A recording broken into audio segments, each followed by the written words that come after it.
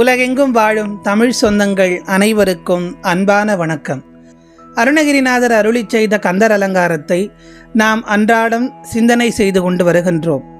அந்த வகையிலே இன்றைக்கு அருணகிரிநாதர் அருளி செய்த 17வது கந்தர் அலங்கார பாடல். முதலில் பாடலை பார்க்கலாம். வேத ஆகம சித்திர வேலாயுதன் வெற்றி பூத்த தண்டை பாதார விந்தம் அரணாக அல்லும் பகலும் இல்லா சூதானது அற்ற வெளிக்கே ஒளித்து சும்மா இருக்க போதாய் இனி மனமே தெரியாத ஒரு பூதருக்குமே என்பது அருணகிரிநாதருடைய 17வது கந்தர் அலங்கார பாடல். எப்போதும் போல இந்த பாடலுடைய வரிக்கு வரியான விளக்கத்தை பார்க்கலாம். சென்ற பாடலிலே அருணகிரிநாதர் நமக்கு சில அறிவுரைகளை சொன்னார். அந்த அறிவுரைகளின்படி நடந்து கொண்டால் முருகனுடைய அருள் தானாக கிடைக்கும் என்று குறிப்பிட்டு சொல்லியிருந்தார். இப்போது நம்முடைய மனத்திற்கு சில அறிவுரைகளை சொல்லுகின்றார். இந்த மனம் எப்படி இருக்க வேண்டும் என்பதை இந்த பாடலிலே வலியுறுத்தி சொல்லுகின்றார். வேத ஆகம சித்திர வேலாயுதன் வெற்றி பூத்த தண்டை பாத அரவிந்தம் அரணாக. இந்த மனம் இருக்கிறதல்லவா, மனமே நீ என்ன செய்ய வேண்டும் என்று சொல்லுகின்றார். வேத ஆகம சித்திர வேலாயுதன், இந்த முருகப்பெருமானை வேதங்களும் ஆகமங்களும் போற்றி துதிக்கின்றன. வேதங்கள் என்றால் என்ன? ரிக்யசூர் சாம அதர்வன வேதங்கள். ஆகமங்கள் என்றால் இறைவனை எவ்வாறு வழிபட வேண்டும் என்று தொகுக்கப்பட்ட ஒரு வழிபாட்டு முறைக்கு ஆகமங்கள் என்று பெயர். அந்த ஆகமங்களும் வேதங்களும் வேலவனை போற்றி துதிக்கின்றது. எப்படிப்பட்ட வேலவன்? சித்திர வேலாயுதன் என்று சொல்லுகின்றார். அது என்ன சித்திர வேலாயுதன்? வெற்றிவேல், வீரவேல், ஞானவேல் எல்லாம் கேள்விப்பட்டிருக்கிறோம். சித்திரவேல் என்றால் நம்முடைய ஈழத்திலே கதிர்காமத்தில் முருகப்பெருமானுடைய சிலை உருவிலே இல்லாமல் சித்திர உருவத்தில் தான் இருக்கிறது. சன்னதியிலே ஒரு ஓவியம் தொங்கும். அதன் பின்னே ஷண்முக ஷட்கோண அறுகோண எந்திரம் உண்டு. ஆனால் நம்முன்னே அவன் ஓவிய ரூபனாக காட்சி கொடுக்கிறான். அவனே சித்திர வேலாயுதன். அந்த சித்திர வேலாயுதனுடைய வெற்றி பூத்த தண்டை, அந்த வெற்றி மலர் பூத்த அந்த பாதங்களை நாம் பணிய வேண்டும், அந்த மனம் பணிய வேண்டும் என்று சொல்லுகின்றார். கந்தசஷ்டி கவசத்திலே வரும் வெற்றி புனையும் வேலே போற்றி என்று.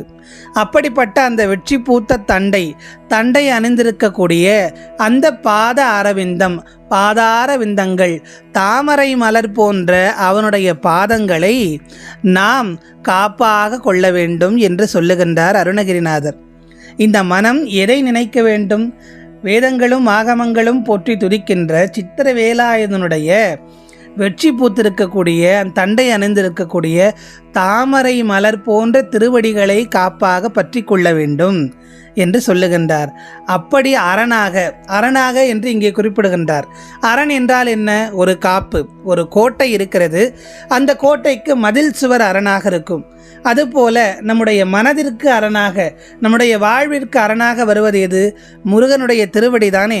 அந்த திருவடிகள் அரணாக இங்கே இருக்கிறது என்று குறிப்பிடுகின்றார். அடுத்து, அல்லும் பகலும் இல்லா சூதானதற்ற வெளிக்கே ஒளித்து. இப்போ இந்த மனதை எங்கே கொண்டு செல்ல வேண்டும் என்று சொல்லுகின்றார். ஒரு உயர்ந்த இடம். அந்த இடம் என்ன? இரவும் பகலும் அல்லாத இடம். இரவும் கிடையாது, பகலும் கிடையாது. இப்போ பூமியிலிருந்தே ஒரு உயர்ந்த ஞான இடத்திற்கு கொண்டு செல்கின்றார். அந்த இரவும் பகலும் அல்லாத இடத்திற்கு சூதானது என்றால் சூதுவாது என்று சொல்லுகிறோம் இல்லையா? அப்படி அந்த சூதுவாது இல்லாத இடத்திற்கு, அற்ற வெளிக்கே, இரவும் அல்லாது பகலும் அல்லாது சூதுவாதும் அல்லாது இற்ற வெளிக்கே ஒளித்து அந்த இடத்திலே கொண்டு சென்று சும்மா இருக்க போதாய். சும்மா இருக்க போதாய்னா என்ன? சும்மா இரு சொல்லற என்றலுமே அம்மா பொருள் ஒன்றும் அறிந்தலனே, எல்லாம் இழந்து சும்மா இருக்கும் எல்லையுள் என்னை செல்ல விட்டவா. எப்படியெல்லாம் முந்தைய பாடலிலே அருணகிரிநாதர் பாடியிருக்கிறார். சும்மா இருனா என்ன? நாம் ஏதோ எந்த வேலையும் செய்யாமல் சும்மா இருப்பது கிடையாது. சும்மா இரு என்றால் இந்த மனம் அமைதியான நிலைக்கு செல்ல வேண்டும். இறைவனுடைய சிந்தையிலே மூழ்கி இருக்க வேண்டும். மனம்தான் எல்லாவற்றுக்கும் காரணம். எண்ணம் போல் வாழ்க்கை என்று சொல்லுகிறோம் இல்லையா? இந்த மனம் என்ன நினைக்கிறதோ அதுவாகவே ஆகிவிடுகிறது. ஒரு செயலை நான் செய்து முடிப்பேன் என்று மனத்தால் அறுதியிட்டு உறுதியாக சொன்னால் நிச்சயம் நம்மால் அந்த செயலை செய்து முடிக்கக்கூடிய ஆற்றலை பிரபஞ்சம் நமக்கு அனுப்பி வைக்கிறது. அதுபோலத்தான் அதுவே ஒரு செயலை செய்ய முடியாது, இது இப்படி நடந்துவிடும் என்று நம் மனம் அதற்கு அதிகமாக ஒரு நேர்மறை ஆற்றலை விதைத்து கொண்டே இருந்தால் நிச்சயம் அதுபோலத்தான் அது நடக்கும். ஆகவேதான் இந்த மனதை சும்மா இருக்க போதாய் இனி மனமே என்று சொல்லுகின்றார். அது யாருக்கும், ஒரு பூதருக்குமே என்று சொல்லுகிறார். ஒரு பூதர்னா என்ன? இந்த நிலையை உலகத்தார் அவ்வளவு சீக்கிரமாக புரிந்து கொள்ள மாட்டார்கள். உலகத்தார் யாரும் புரிந்து கொள்ள முடியாத ஒரு பரமானந்த ஞான நிலை, அது அனுபூதி நிலை, அதைத்தானே அருணகிரிநாதருக்கு முருகர் வழங்கினார். அந்த நிலையை வழங்க வேண்டும் என்று இந்த மனத்தை நாம் பக்குவப்படுத்துவதாக இந்த பாடல் அமைந்திருக்கிறது.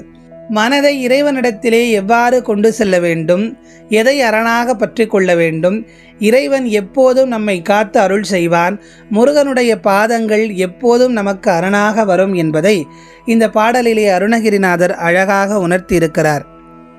அப்படி அந்த ஆன்ம வெளியில், வெளி என்று சொல்லுகின்றார். வெளி என்றால் என்ன? ஆன்ம வெளியில். அந்த ஆன்ம வெளியில் பரமானந்த நிலையை நமக்கு கொடுத்து, அந்த மனதிற்கு ஆன அனுபூதி நிலையை கொடுத்து, எல்லாம் இழந்த நலம் அதுவே சரண நலம் என்பதை அருணகிரிநாதர் மீண்டும் இந்த பாடலிலே நமக்கு பதிய செய்கின்றார். இந்த பாடலை அன்றாடம் பாராயணம் செய்வதனால் முருகனுடைய திருவடிகளை எளிதில் அடையலாம் என்று சொல்லி மீண்டும் அடுத்த கந்தர் அலங்கார பாடலில் உங்கள் அனைவரையும் சந்திக்கிறேன். நன்றி, வணக்கம்.